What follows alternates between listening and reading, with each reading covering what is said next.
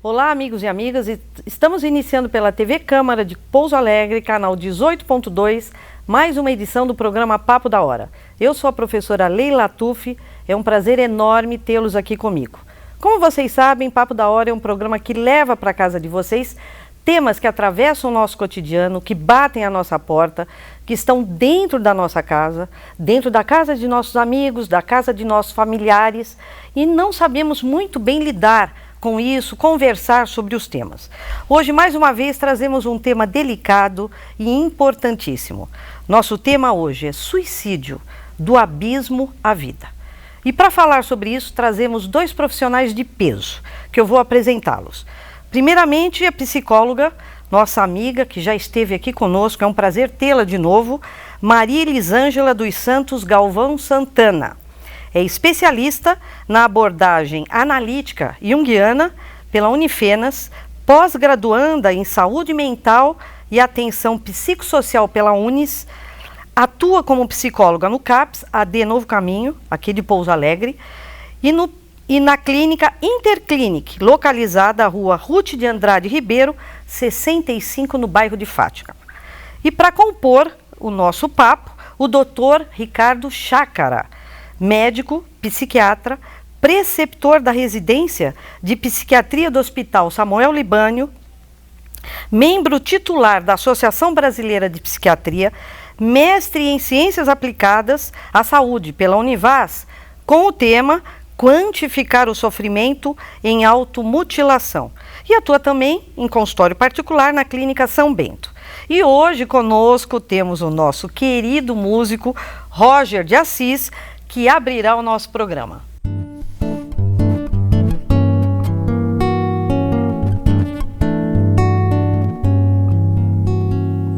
Pode ser tempo de esperar, parar pra ouvir coisas que o silêncio diz ao pé do ouvido da gente. Pode ser tempo de deixar acontecer, desacelerar a vida, vai além desse instante. E não é de chegar primeiro, mas é de continuar no compasso da canção, na hora e no lugar. E não é de chegar primeiro, mas é de continuar no compasso da canção, na hora e no lugar.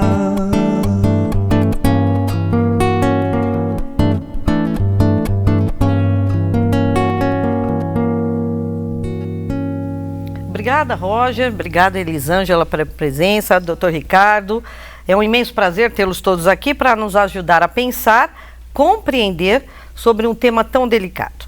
Setembro é o mês mundial da prevenção de suicídio, chamado de Setembro Amarelo. O assunto, que já foi um enorme tabu, enfrenta ainda nos dias de hoje muito preconceito e falta de informação, motivo pelo qual estamos aqui. O CVV, Centro de Valorização da Vida, é uma das entidades mobilizadoras do Setembro Amarelo no Brasil e aposta na educação e na conversa aberta sobre o tema. Estima-se que 1 milhão de pessoas cometem o suicídio no ano 2000 no mundo. A cada 40 segundos, uma pessoa comete o suicídio.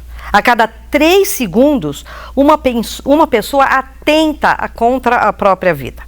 O suicídio está entre as 3 maiores causas de morte entre pessoas com idade entre 15 e 35 anos.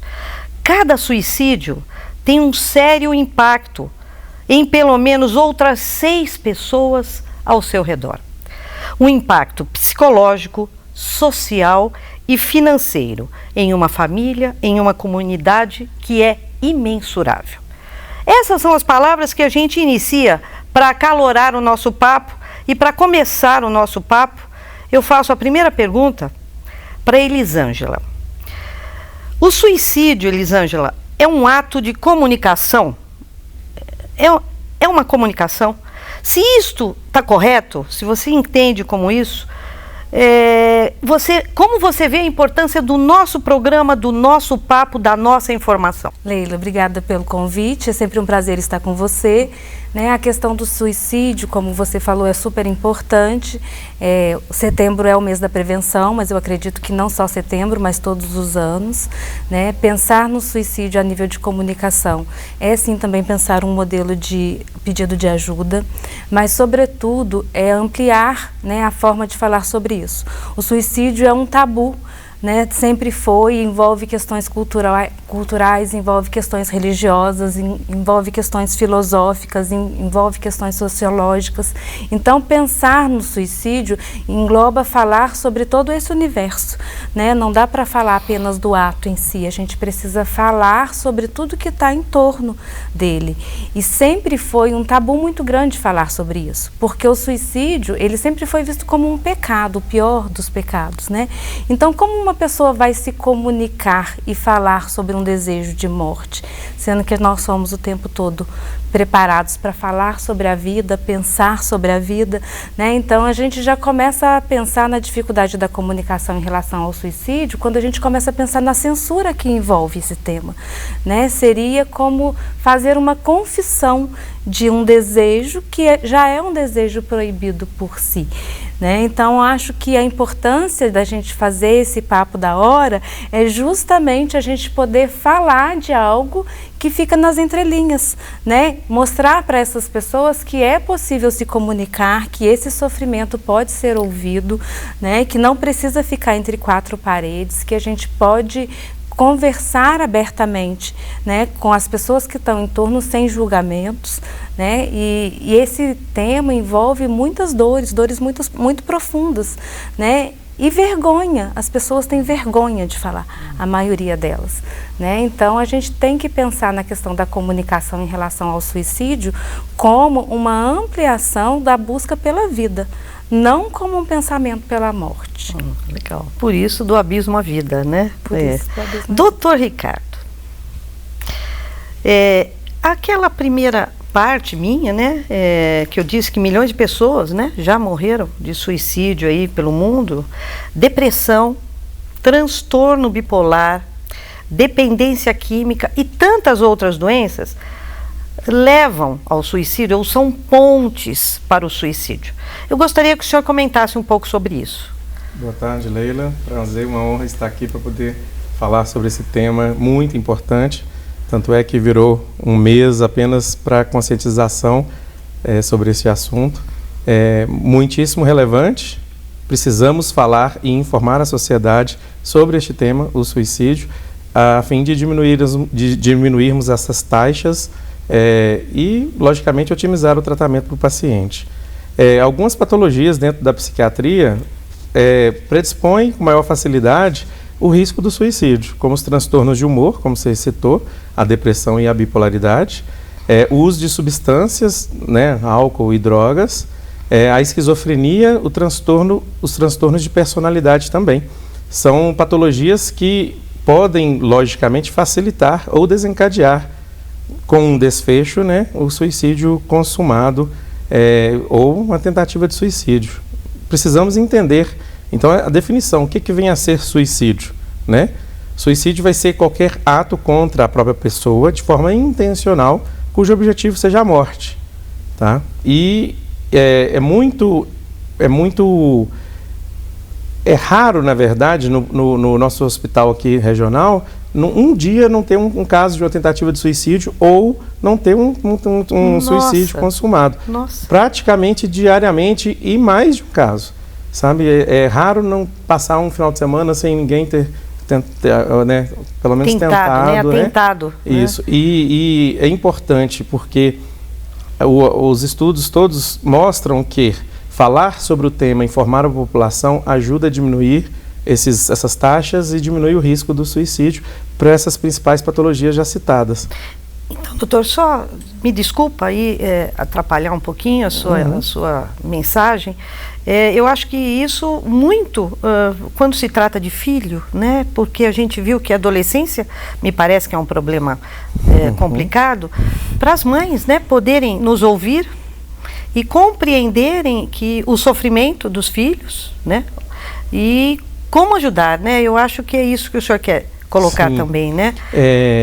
Primeira coisa, a gente tem que ficar atento ao comportamento, né, do filho, se teve alguma alteração, né, recente ou não, se tem uma maior irritabilidade ou não, porque o humor irritável pode ser um dos principais sintomas para se pensar num quadro depressivo para um adolescente. E, logicamente, vem juntos outros sintomas, como a angústia, baixa autoestima. Nós vivemos hoje num mundo onde o imediatismo domina, né? Você quer saber onde um parente está, você manda um zap, ou você entra em contato, liga, a pessoa não atende, gera uma maior ansiedade, uma expectativa apreensiva, e isso, logicamente, vai gerar um agravo no quadro da própria angústia e pode, logicamente, piorar o quadro da depressão ou do transtorno de humor, ou até mesmo, né, nas outras patologias, né? E pode ter um desfecho pior, e a mãe tem que estar atenta. Mudou o humor, o comportamento diferenciou recentemente, e logicamente em qualquer sintoma ou em qualquer variação desse comportamento, procurar uma ajuda, né? Seja um médico, seja um psicólogo, para avaliar quais são as possibilidades diagnósticas aí, ou se está tudo dentro da normalidade. Ok. Então, Elisângela, tá aí, pegando aí a questão aí que o Dr. Ricardo nos trouxe, ele falou de mudanças de humor, né, de questões de diferenças de comportamento. Aí eu pergunto para você, a gente fala de criança, mas podíamos falar de esposa, podíamos falar de marido, de um amigo, né?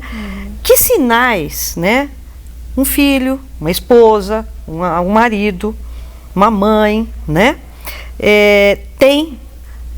a gente chama, e eu queria saber se eu estou errada, de ideação suicida, algo que fica em nossa cabeça, eu não sei se é assim, queria que você explicasse para a gente, martelando, né, na nossa cabeça, que sinais que a gente pode ver que alguma coisa está errado, né? E aí uma coisa que eu queria entender, e eu queria que você me explicasse, há uma lógica nessa forma de pensar, nessas ideias, que a gente não compreende, e a gente não compreende, a gente descaracteriza. A gente diz assim, não tem o que fazer, está se preocupando à toa, tem tudo na vida. Então há uma lógica, é preguiça, isso, tem que fazer, tem que trabalhar, né? Às vezes para uma criança. Há uma lógica interna de sofrimento que a gente não percebe. Eu queria que você falasse para a gente sobre isso. Então, na verdade, né, você citou, a gente tem relatos de ideação suicida em crianças, né? Recentemente, acho que a gente teve um caso aqui em Pouso Alegre, né? E aí, assim, é uma ideia que percorre todas as faixas etárias. Então, é um pensamento mesmo, um desejo de morrer, uma angústia muito grande, né? Quais seriam os sinais? A princípio, a gente não pode desconsiderar as patologias que o Ricardo citou, né? Então, assim, primeira investigação passa pelo âmbito biológico mesmo, a gente precisa considerar as patologias, a gente precisa considerar pequenas tentativas ou pequenos ensaios que a gente fala, né? Tanto da fala quanto do comportamento. Quero morrer, eu vou me jogar. Às vezes fala em tons de brincadeira, de piada, né? E a gente não considera, passou pela cabeça. Então, assim, sempre que existe uma frase no discurso de alguém próximo que possa levar a pensar em morte, é uma consideração que precisa ser tomada. E, às vezes, isso vem através de uma mensagem que está passando na televisão, de uma música. Então, assim, as pessoas elas vão dando sinais, Nem sempre esses sinais são muito claros, né? Mas qualquer situação precisa ser levada em consideração, né? Qualquer pequena tentativa. Então, esses são os dois principais casos, as doenças, né, os transtornos mentais e esses sinais ou tentativas de suicídio. Depois a gente tem um sinal emocional que eu considero que são os 3 Ds: desespero, desesperança e desamparo, né? Então, quando a pessoa se vê, né, dentro desses 3 Ds, são sinais preocupantes, porque se ela está desesperada, ela está a ponto de explodir, não sabe o que vai fazer. Se ela está desesperançosa, por mais que você ofereça possibilidades, ela não acredita que nada vai dar certo. E quando a gente fala do desamparo, é porque essa pessoa se vê sozinha. Ela não consegue, por mais que ela possa ter várias pessoas às vezes ao lado, ela não consegue se identificar com nenhuma a ponto de abrir essa intimidade que eu falei no começo, né? De fazer essa confissão de morte. Então, esses 3 Ds são super importantes a gente considerar. Baseado nisso, o Ricardo falou do imediatismo e eu vou falar da impulsividade. Às vezes o ato, ele é impulsivo, às vezes a pessoa pensou e já agiu.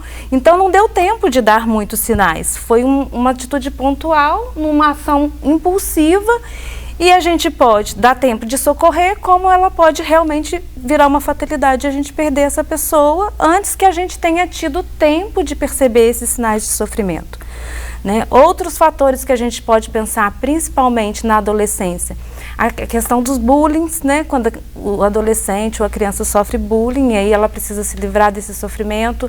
A questão dos gêneros, no sentido de que os adolescentes passam pela fase da orientação sexual. Então, quando a gente pega crianças e adolescentes com pensamento e tendências mais homoafetivas ou transexuais, isso é um fator de risco considerável de sofrimento, porque passa pela aceitação social, passa pelos valores da família, pelos valores morais, e às vezes esse ser não tem psiquicamente ainda estrutura suficiente para lidar com tudo isso, né? A gente tem outros fatores que podem ser sociais, perda de trabalho para um pai de família, dívidas.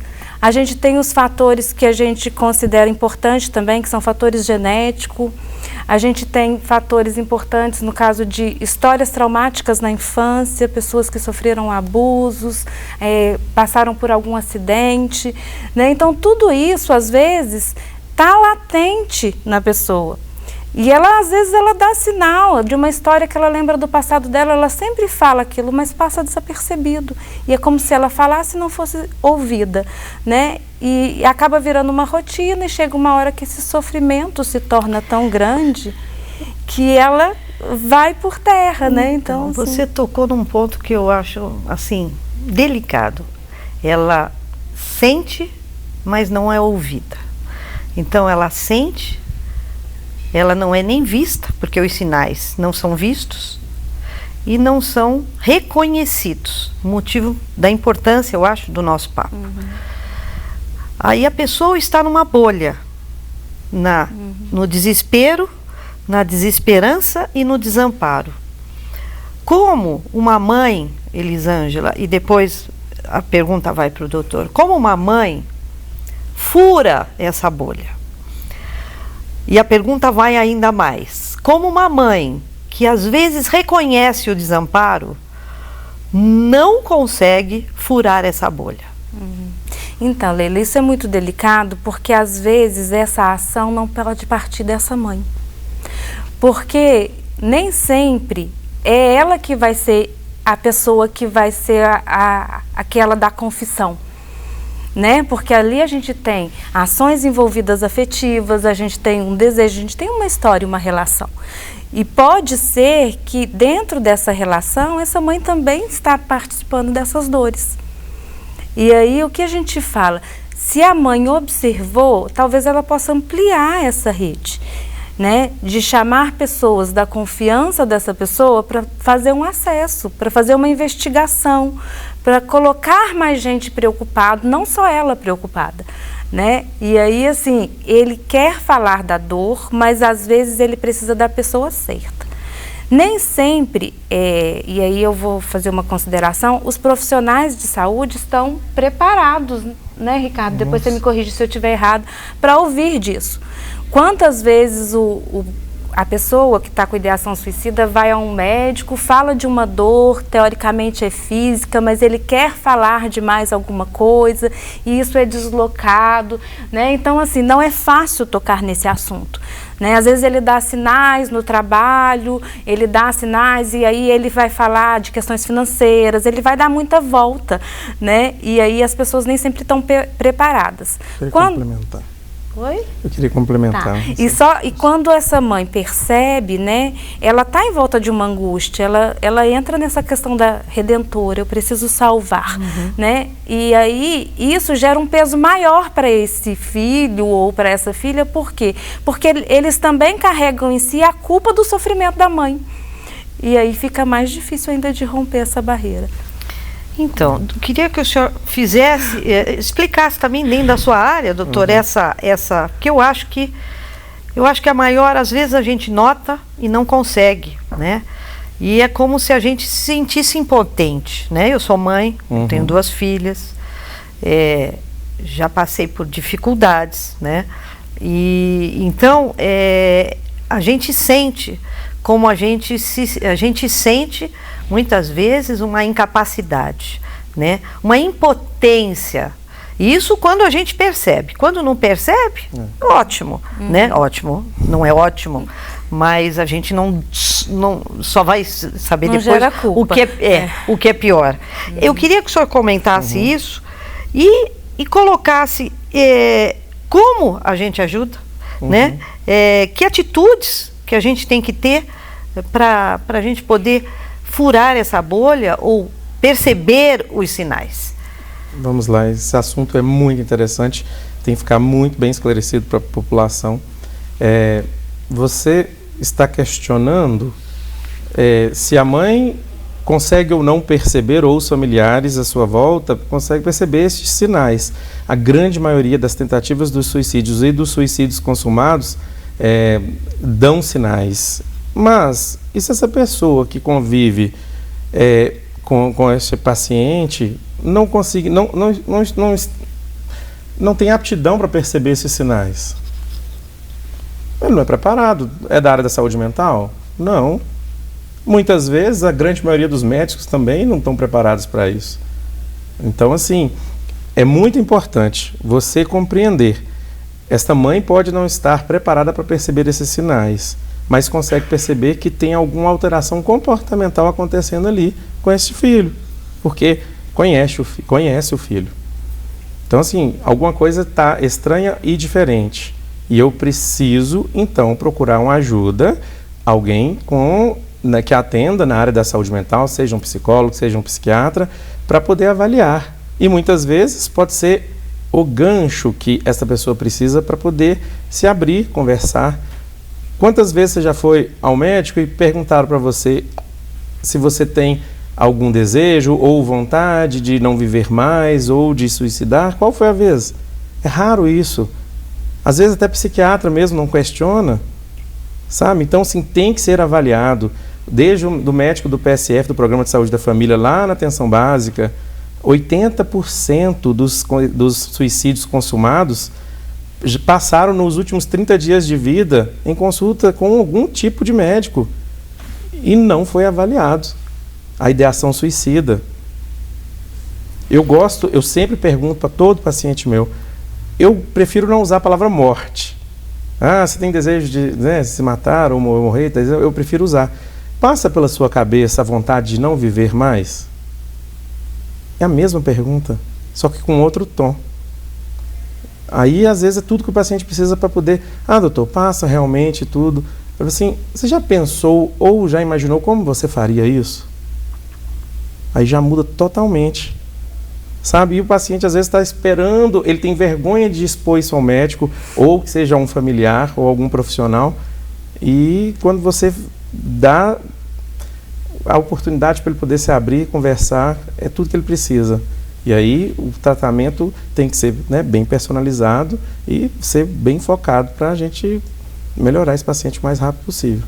né? E eu imagino, doutor, que deva haver uma vergonha nisso tudo por parte não só do jovem, né, ou de quem tenta o contra a vida, como também das pessoas ao redor, né? Sim. Eu acho que e é por isso que a gente precisa falar e falar, né? Porque quanto mais a gente se fala, mais a gente vê que essas dificuldades, os sofrimentos psíquicos precisam ser conversados como uma febre, né? Porque a gente sabe que se tem febre, tem algo errado no corpo e precisamos tomar um antitérmico.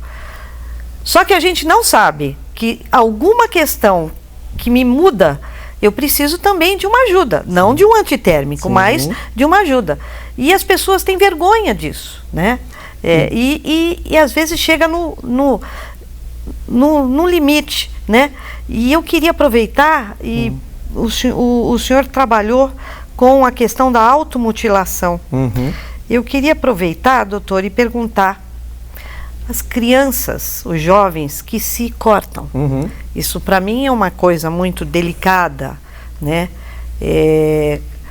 A gente não sabe o que faz, né? A gente não sabe o que faz. E o que a gente faz, doutor, como mãe?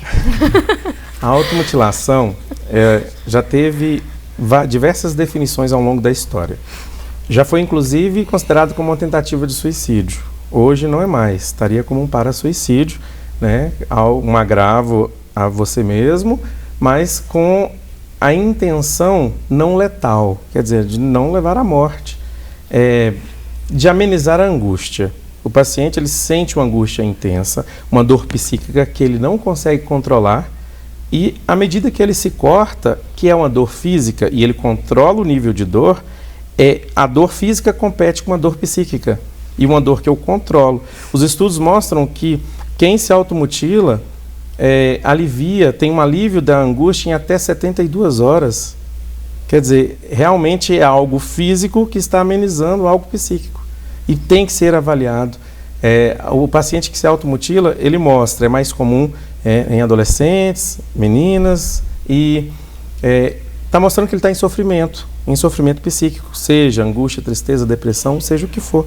Tem que ser avaliado, seja por um psicólogo, seja por um psiquiatra, para essa angústia passar, porque tem tratamento, e muitas vezes o tratamento nem farmacológico que às vezes o pai fica com um certo receio, vou levar um médico, vai passar remédio, vai deixar dormindo e tal. Não, muitas vezes você não precisa necessariamente entrar com a medicação. Uma conversa, orientações e tudo, sabe, já resolve muito, bastante. É uma forma de aliviar a angústia, a automutilação. Só uma complementação. Claro, claro. Quando você fala, né, você traz a mãe é uma imagem muito forte, né? Forte, né? Somos mãe, né? E dá a dimensão do sofrimento mesmo, da necessidade de ajuda.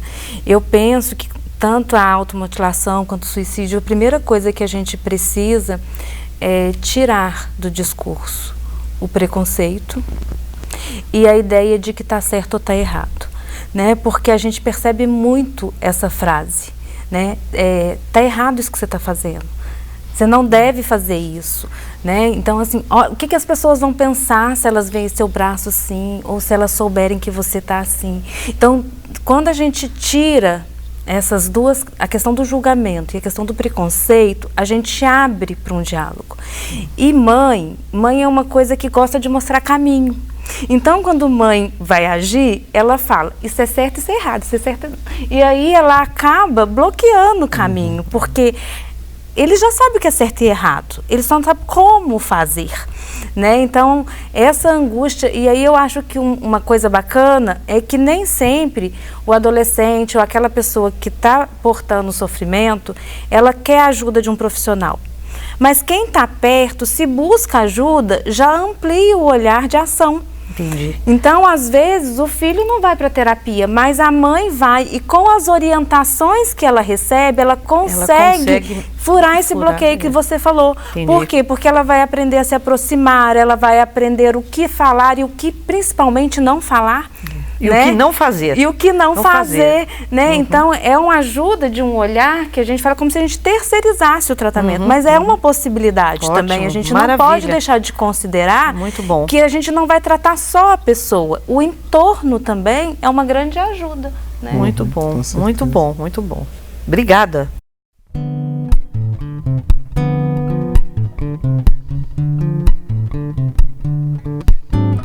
Deixa eu cantar pro meu corpo ficar odara.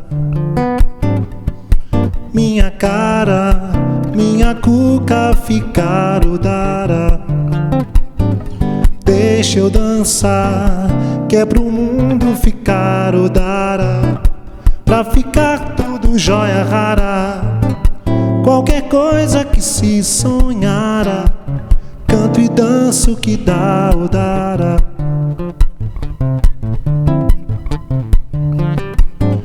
Deixa eu dançar pro meu corpo ficar odara. Minha cara, minha cuca ficar odara. Deixa eu cantar, que é pro mundo ficar odara.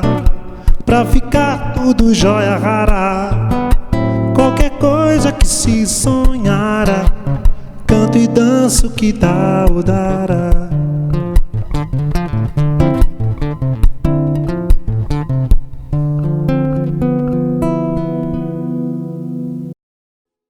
Homem que gosta de construir, mulher bonita me faz sorrir.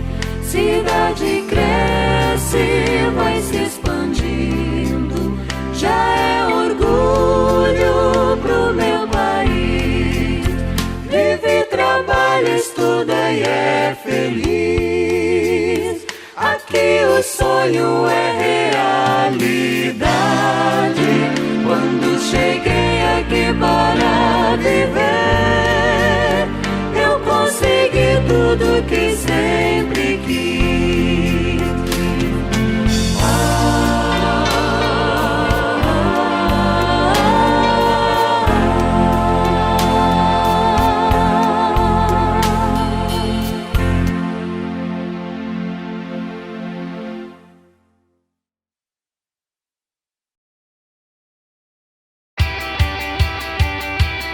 Conheça os vereadores da legislatura 2017-2020. Presidente da Câmara, vereador Oliveira Altair, do MDB. Vice-presidente, vereador Wilson Tadeu Lopes, do PV. Primeiro secretário, vereador Bruno Dias, do PR. Segundo vice-presidente, vereador Arlindo da Mota Paz, do PSDB. Segundo secretário, vereador Odair Quincote, do Cidadania. Os vereadores: Adriano da Farmácia, do PR. André Prado, do PV. Campanha do PROS. Dionísio Pereira, do PR. Dito Barbosa, do PSDB. Dr. Edson, do PSDB. Leandro Moraes, do Cidadania. Professora Marileia Franco, do PSDB. Rafael Abolafio, do PV. Rodrigo Modesto, do PTB. Esses são os vereadores da legislatura 2017-2020 da Câmara Municipal de Pouso Alegre.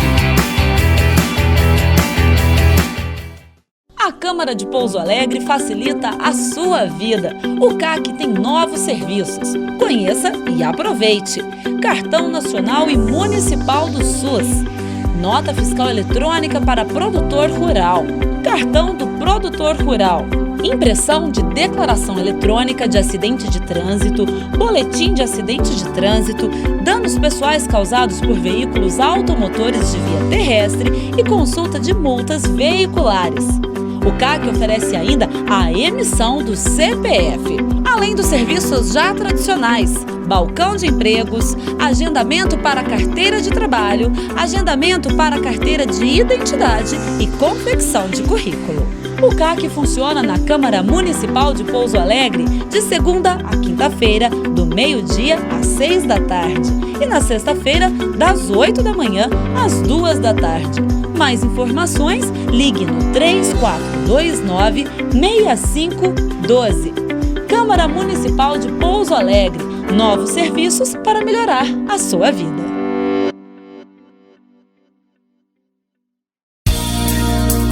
Meu nome é Vitória, tenho 14 anos e estudo na Escola Estadual Vinícius Meyer. Ingressei na Escola do Legislativo por meio do projeto da Câmara Mirim em 2015. Além de poder ter contato com alunos de todas as outras escolas do meu município, aprendi a importância de ser uma cidadã e participar da política. Aprendi a ser mais crítica e entender os pensamentos contrários ao meu, que é fundamental para a nossa democracia. Em 2019, estou de volta para as atividades que estão fazendo a diferença na minha vida. E fazendo a diferença na minha vida, faço a diferença na sociedade.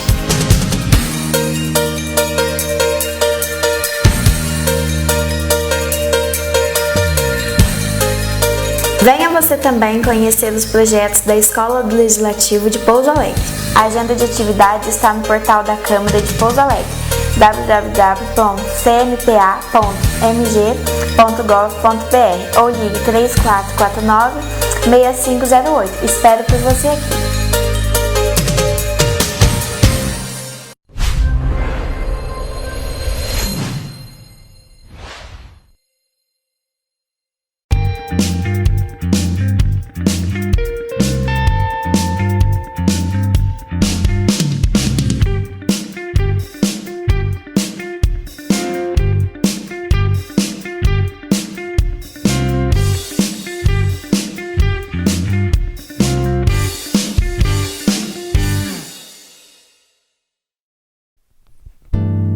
Esse teu olhar,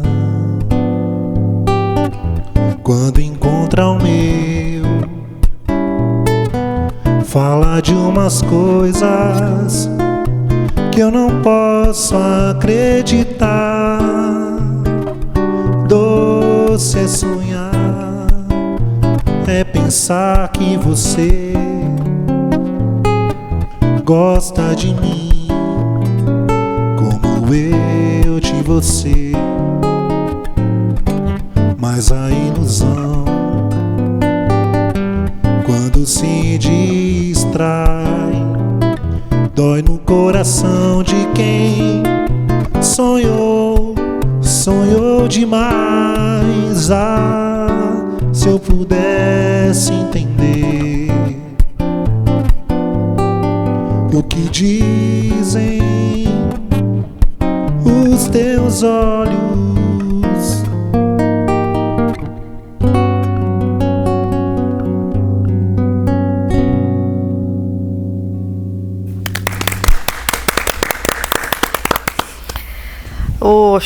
Vamos nós aqui. Elisângela, a gente já tocou um pouquinho no assunto. Vamos agora fazer um apanhado um pouco mais pormenorizado da questão. Nem sempre, a gente já falou, quem fala ou planeja comete o suicídio. Porém, todos que se suicidam, de alguma maneira lá atrás, já emitiram sinais. É mito ou é verdade? Então, é complicado a gente pensar se é mito ou se é verdade, porque cada história é uma singularidade e a gente tem casos e casos, né? Mas o que eu acho, vamos pegar a primeira parte, né? Nem sempre quem planeja comete o suicídio. Isso é verdade, tá, né? Mas o que a gente precisa considerar? Que existe um pensamento, uma ideia, e aí existe um sofrimento.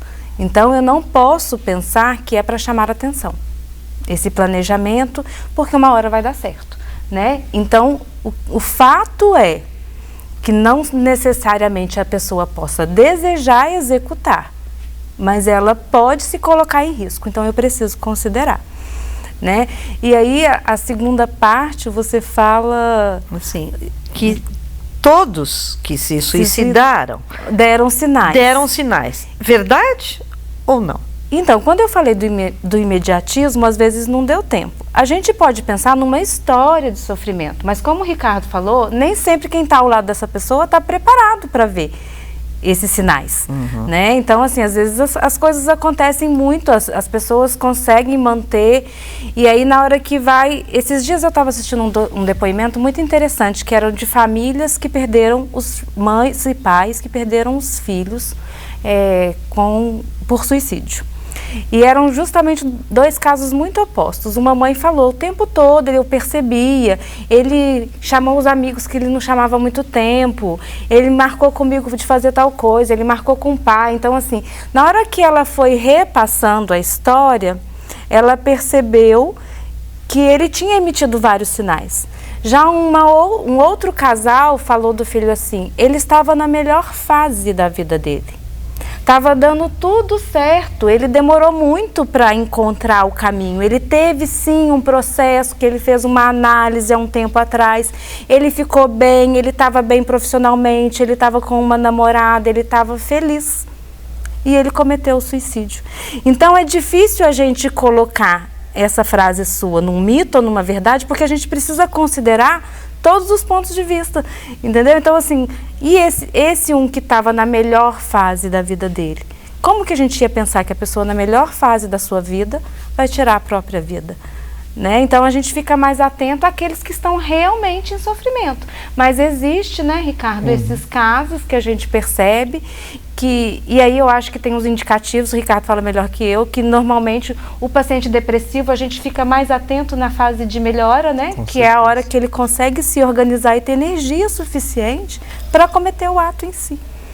Nossa! Porque quando ele está muito depressivo, ele não tem força nem para tirar a própria vida.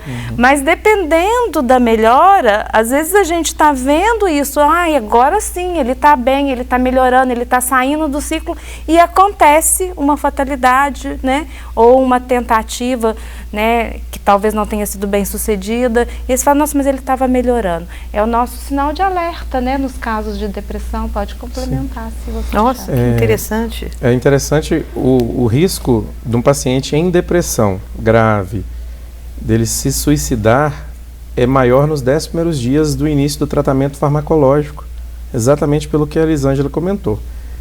Então a família tem que estar junto nesse tratamento, corresponsável, né, porque o paciente está numa prostração tão intensa, em total anedonia, que é a perda do prazer, interesse em fazer as coisas, que quando você começa a usar a medicação e ele começa a despertar alguma volição, uma vontade para alguma coisa, ele pode usar essa energia exatamente para tentar se matar. Ou seja, doutor, então aquelas ideias que estavam lá, latentes, sim, né, e que vão se processando nesse momento depressivo, nesse processo depressivo, e elas podem voltar a todo vapor num determinado estágio? Quando você fala em voltar, você quer dizer que elas saíram ou acabaram em algum momento. O senhor está certo. E não necessariamente, ela estava lá latente. Latente, certo? Tá. Então, estavam Nossa, lá, que interessante. Você não potencializou, ele só teve a volição necessária, a vontade de executar o que já tinha em mente. Por isso que esse primeiro suporte, né, psicológico e psiquiátrico é muito importante, e a família é corresponsável. Eu já tive paciente, por exemplo, olha, você só vai sair daqui agora direto com o SAMU para o regional. Paciente com discurso, eu vou chegar em casa, já estou com a corda lá, com minha garrafa de pinga e vou me matar e, sabe, vim aqui porque eu estou obrigado. Eu disse, não, daqui você vai direto para o SAMU, para o regional, para a internação, porque para a gente otimizar e diminuir o risco de suicídio. Sim, exatamente. Então, assim, um trabalho em conjunto, sim, a psicologia com a psiquiatria, fundamental. Nossa, sempre. Muito mesmo. Nossa. Mesmo porque a gente precisa estar em contato, né, sobre o efeito dessa medicação, sobre a estabilidade desse humor, né, sobre a coragem de falar sobre esses pensamentos ou de omitir esses pensamentos, porque aí também ele vai melhorando estrategicamente, ele também, o cognitivo dele, né, vai se desenvolvendo, e aí a gente precisa analisar o comportamento, se está condizente com o pensamento, né, então assim, é muito difícil a gente falar assim ou Só complementando o que a Elisângela disse, e foi a sua pergunta, você está considerando o suicídio apenas do paciente em depressão, angustiado, triste. E o paciente que não tem depressão, mas está em uso de substância, uma cocaína que nunca usou, e aí num ato impulsivo, numa impulsividade, foi lá e se atentou contra a própria vida. Também está dentro das mesmas taxas de suicídio. Ou o paciente com transtorno de personalidade borderline, que é o emocionalmente instável, ele num ato impulsivo que é muito comum dessa patologia, ele também pode atentar-se contra a própria vida. Então, e tem depressão? Pode ter associado ou não, mas não é só a depressão, só o transtorno de humor, né? O transtorno afetivo bipolar, ele tem 60 vezes mais chances de suicidar do que uma pessoa que não tem nenhum transtorno de humor. E só que acomete 1 a 1,5% da população. A depressão, o transtorno depressivo, 17%, de 14% a 17%. Então, assim, lógico, é uma patologia que com uma chance, um risco maior de suicídio, sabe? O uso de substância psicoativa, a esquizofrenia também é uma doença que ocupa quase 10% dos números de suicídio. Queria perguntar sobre isso. Segura um pouquinho, deixa eu só fazer uma pergunta aqui para a Elisângela, porque eu queria englobar isso numa questão social. Eu, como professora, o meu mestrado foi sobre filosofia social dentro de uma vertente alemã, tudo mais, e a sociedade sempre foi tema de um trabalho meu de pesquisa. E aí, Durkheim escreveu um livro lá no 18, ou no 19, não lembro bem, acho que 19, sobre a questão do suicídio, como ele fez uma pesquisa empírica e desenvolveu sobre o suicídio. Tivemos já há um tempo atrás uma pesquisa sobre o suicídio dos plantadores de morango, a respeito dos agrotóxicos. Aqui sem querer colocar a questão, mas ver o suicídio como um estudo sociológico. Elisângela, é possível?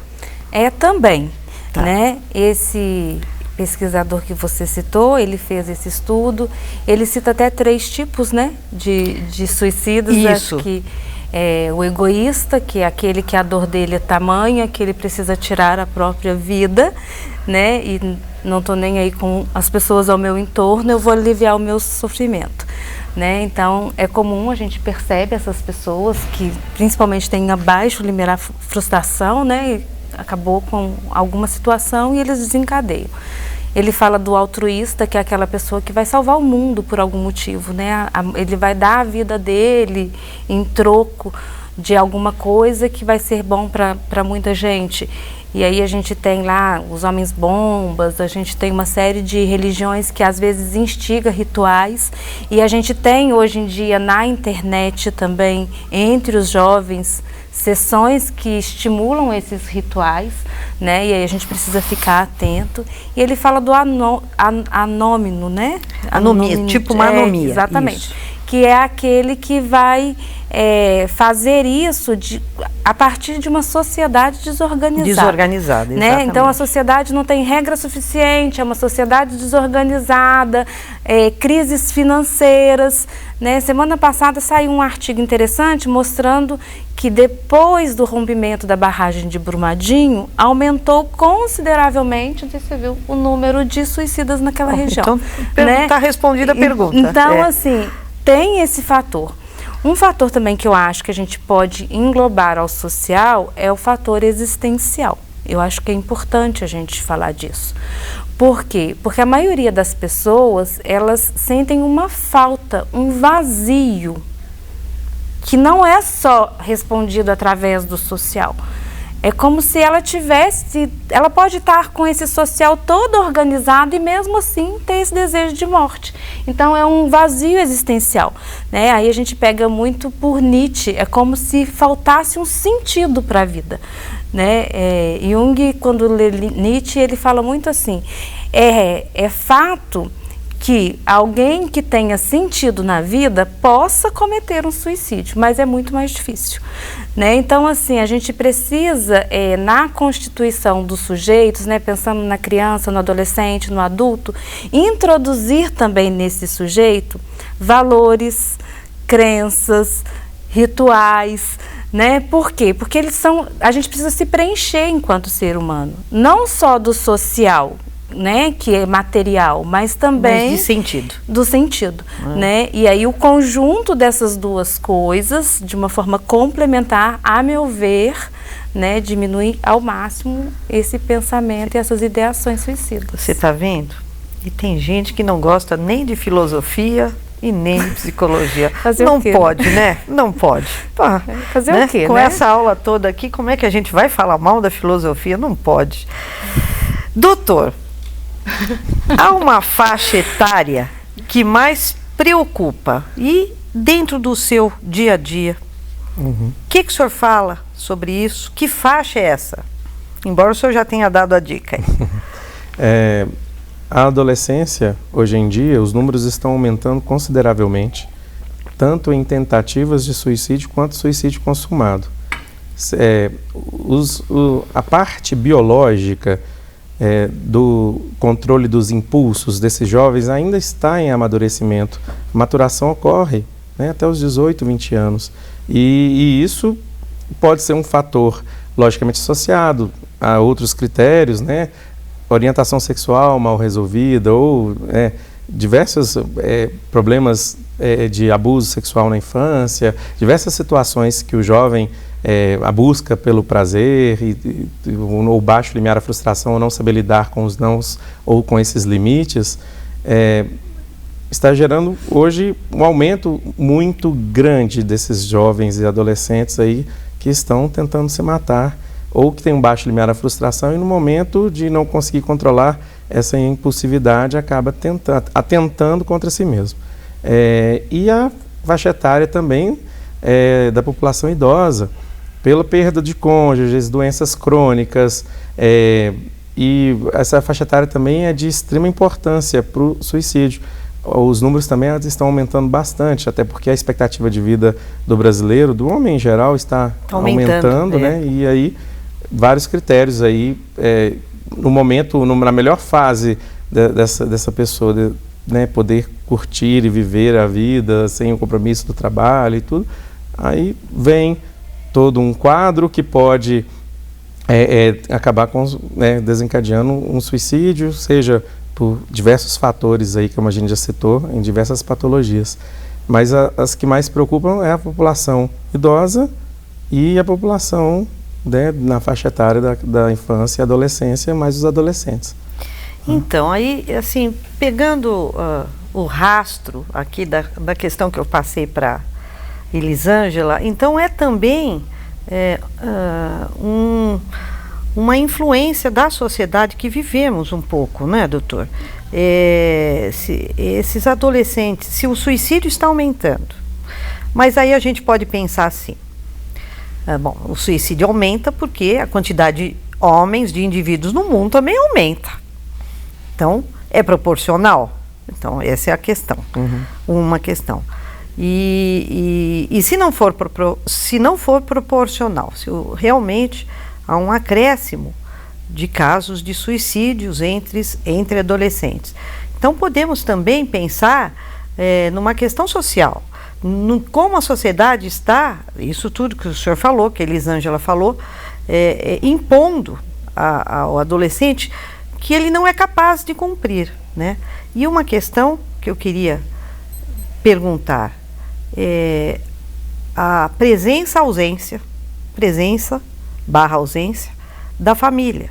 Porque hoje também vivemos numa sociedade na qual os pais também estão muito mais fora, trabalhando, do que dentro. Eu queria que o senhor falasse um pouco sobre isso, que eu acho que que pega um pouco a questão da Elisângela, da questão social e daquilo que o senhor colocou com relação aos jovens. Bom, os jovens hoje em dia, eles não estão sabendo lidar com as frustrações, como eu já citei, por N motivos, né? E o fato de não saber lidar com as frustrações e com esses limites que são impostos, acaba gerando um quadro de angústia, e essa angústia, se não for canalizada de uma forma correta, através de uma psicoterapia ou através, né, do paciente se autoconhecer, né, esse autoconhecimento que é feito através da psicoterapia, ou seja, em consultas com o psiquiatra, pode ser canalizado para o aparecimento de algum agravo, algum transtorno mental, daqueles citados que pode, logicamente, né, presenciar com o suicídio. Você falou uma outra situação, da questão da ausência, presença, ausência deste mundo. Vamos lá. Né? São fatores de riscos e de proteção em relação ao suicídio, né? Você ter uma base familiar estável, né, logicamente, vai ser um fator protetivo, né? Uma família bem estruturada, que não tem discussões, logicamente, a família, né, de margarina, de propaganda, né? Ideal, né? Idealizada e tudo, logicamente, o melhor, mas não quer dizer que essa família não possa gerar pessoas com quadros potenciais que podem gerar o quadro de suicídio. Por quê? Porque não é só o fator social que vai estar diretamente relacionado, são fatores genéticos também. Né? Isso que eu queria. A genética é muito importante para essas principais patologias que a gente citou. Entendi. O transtorno de humor tem uma hereditariedade muito grande, tá? Os fatores genéticos são muito importantes, assim como os transtornos de personalidade, assim como a esquizofrenia, assim como a dependência química, o uso de substâncias, tem fatores genéticos muito importantes. Mas, logicamente, fatores socioambientais vão influenciar e os fatores psíquicos também. É uma tríade, né? Uhum. Fatores genéticos com os fatores socioambientais e os fatores psíquicos. Então, é um aglomerado de situações que podem desencadear ou não. Quanto mais bem preparada foi essa família, essa estrutura familiar, pais presentes, logicamente, são fatores mais protetivos. Uhum. A religiosidade também, independente de qual religião, também são fatores protetivos. Estar bem remunerado, ou empregado, ou não, ser casado, são todos fatores de proteção, né, para diminuir essas chances de suicídio. Para prevenir, né? Exatamente. Eu posso só fazer uma complementação, né? Pensando na questão dos jovens, eu acho que a gente não pode deixar de falar da internet, né, Ricardo? E assim, uma vez eu ouvi uma fala que eu achei muito interessante, que falava assim: antigamente a gente achava que o mundo era pequeno. A gente saía na rua, a gente conhecia todo mundo. Todo mundo sabia, é filho do fulano, ciclano, e a gente se sentia importante por isso, né? Hoje a gente acha o mundo muito grande e a gente muito pequeno. Então ninguém vê. E o jovem, às vezes ele está dentro do quarto dele, conversando com alguém lá no Japão. Mas na hora que ele sai na porta para fora, ninguém sabe quem ele é. Logo, ele não existe.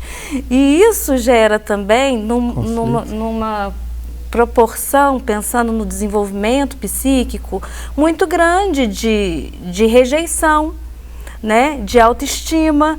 Então, a gente tem fatores hoje que vieram com a globalização, que ao mesmo tempo são muito positivos, mas eles são muito danosos, principalmente quando você, né, que é uma estudiosa da sociologia, fala do mundo social.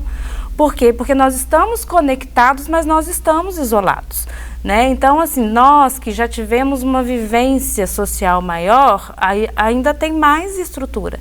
Essa nova geração tem menos. E aí, pensando na presença dos pais, às vezes os pais estão online o tempo todo. O filho manda pai, ele responde imediatamente, online.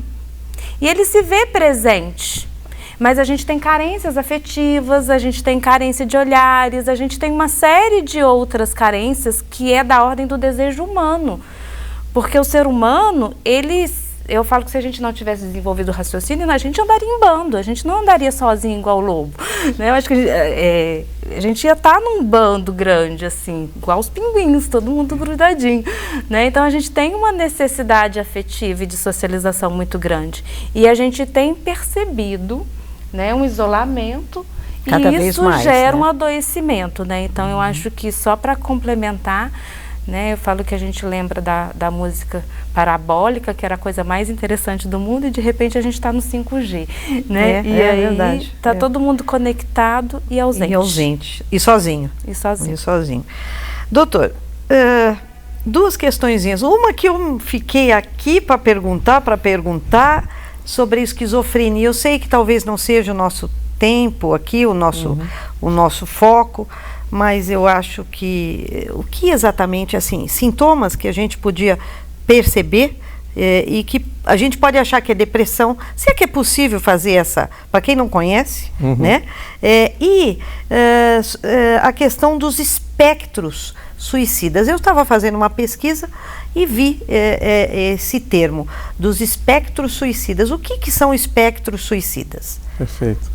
Bom, esquizofrenia dá para falar uma hora aqui sobre o tema. Vou tentar resumir ao máximo. Vamos guardar. Vou tentar resumir ao máximo, mas é quando o paciente ele perde o contato com a realidade. Tá. E ele vai perceber essa realidade de uma forma alterada, que só ele vai perceber. É uma patologia crônica, tem tratamento, e o paciente ele vai apresentar sintomas que são 5 critérios para se pensar nesse diagnóstico. Delírios. Esses delírios são juízos patologicamente falsos que o paciente acredita. Por exemplo, a mãe está cozinhando, jogando sal na comida e, não, a mãe está envenenando todo mundo da família e tal. Ele começa a fazer um juízo de algo que ele está vendo, de uma referência, e começa a fazer um juízo patologicamente falso. Então, são os delírios, tem delírios religiosos, de referência, de grandeza, tem vários tipos. Ou alucinações, que é uma percepção da realidade, usando os sentidos de uma forma diferente, errada, mas sem nenhum estímulo, sem estímulo nenhum externo. Por exemplo, as alucinações auditivas, eu estou ouvindo vozes, geralmente vozes que denigrem a imagem, 80%, né, que é comum das alucinações auditivas na esquizofrenia, mas podem usar os 5 sentidos. Esses sentidos podem, a percepção de bichos caminhando, andando sobre a pele, tudo, enfim.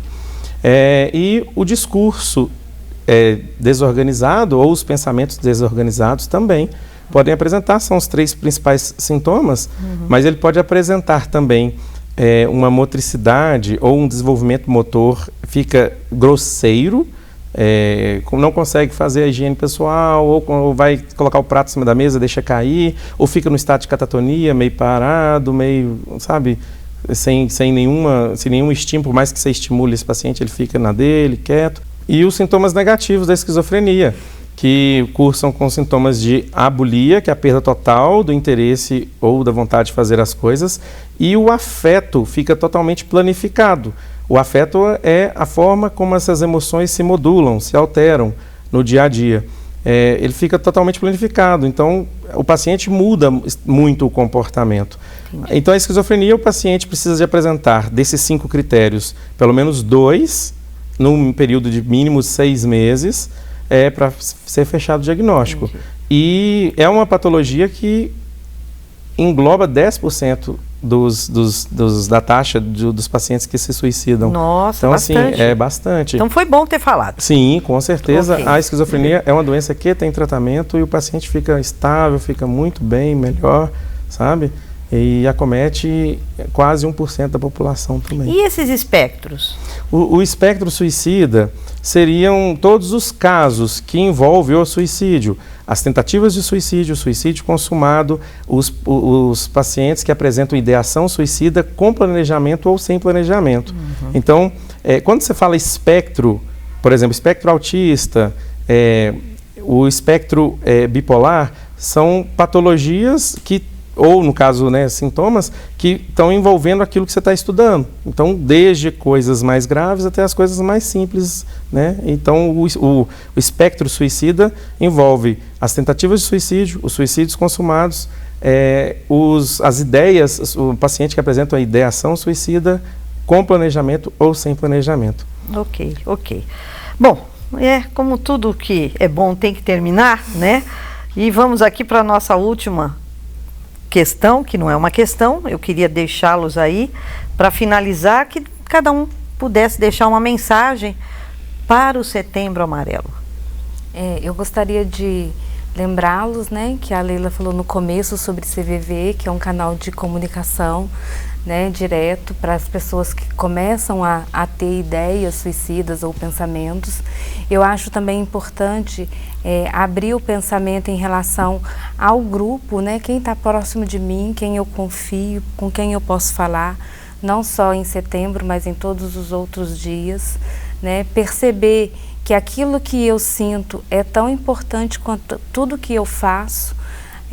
Eu queria deixar em especial um convite a falar para os homens, porque é um público difícil, é um público que não considera as emoções, é um público que foi educado para ser forte, para engolir o choro, para dar conta de tudo, né? E é um público que a gente percebe que, não sei se o Ricardo colocou nas estatísticas se ele é maior, não olhei isso, mas é um público que tem um sofrimento psíquico silencioso, né? Então, se eu pudesse deixar uma mensagem hoje, eu ia pensar, né?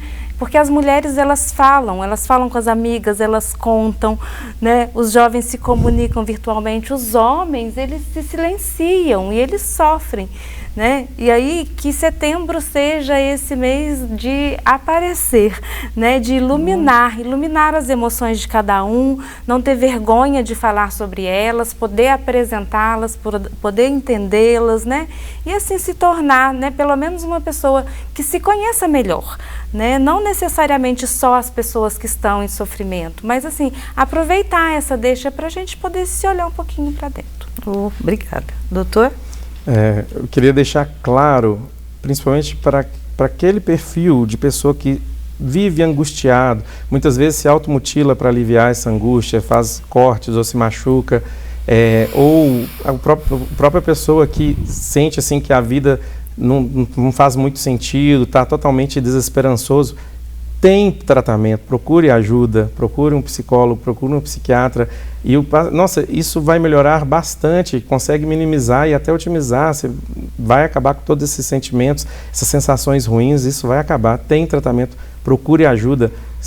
Peça, se você for, né, adolescente, que seja, procura os seus pais e tal. Preciso conversar com alguém, preciso desabafar. Pode até não ser o seu pai ou a sua mãe, mas algum profissional da área da saúde mental, porque tem tratamento, conseguimos aliviar bastante tudo isso que você vem sentindo, vem sofrendo, e ameniza muito o quadro. É muito importante.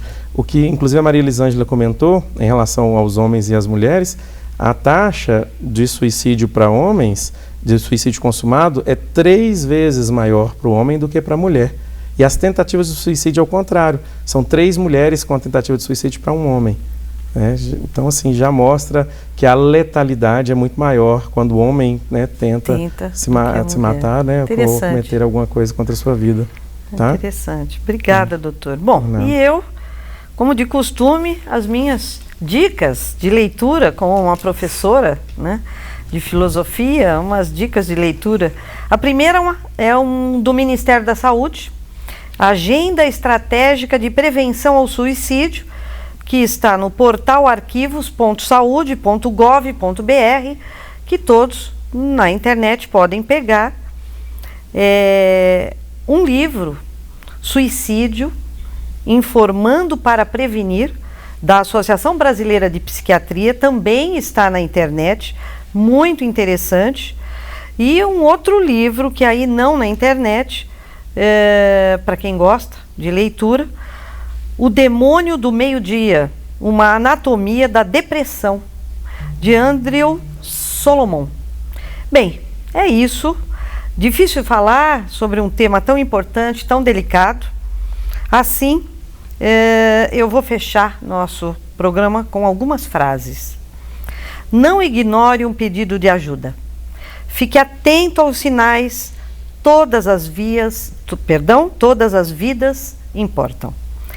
Não veja qualquer tentativa como um drama, nem para chamar atenção, e muito menos como uma frescura. Usamos como tema do nosso programa suicídio, do abismo à vida. Porque não importa onde e nem em que momento da vida você parou, sempre é possível recomeçar. Conversar sobre o tema não estimula, pelo contrário, salva vidas. Essa foi a nossa mensagem. Agradeço imensamente a presença de todos aqui que fizeram esse programa acontecer. Agradeço mais uma vez a audiência de vocês, a importância de vocês nos vendo. Um beijo e até o próximo Papo da Hora.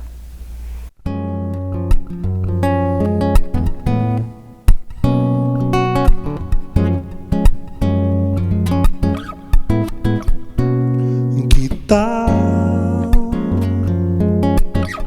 abrir a porta do dia, entrar sem pedir licença, sem parar pra pensar em nada legal, ficar sorrindo à toa, sorrir pra qualquer pessoa, andar sem rumo na rua, pra viver e pra ver não é preciso muito atenção. A lição que está em cada gesto está no mar, está no ar, no brilho dos teus olhos. Eu não quero tudo de uma vez, eu só tenho um simples desejo.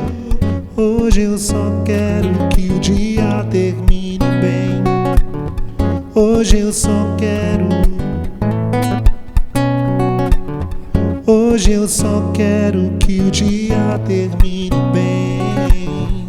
Hoje eu só quero.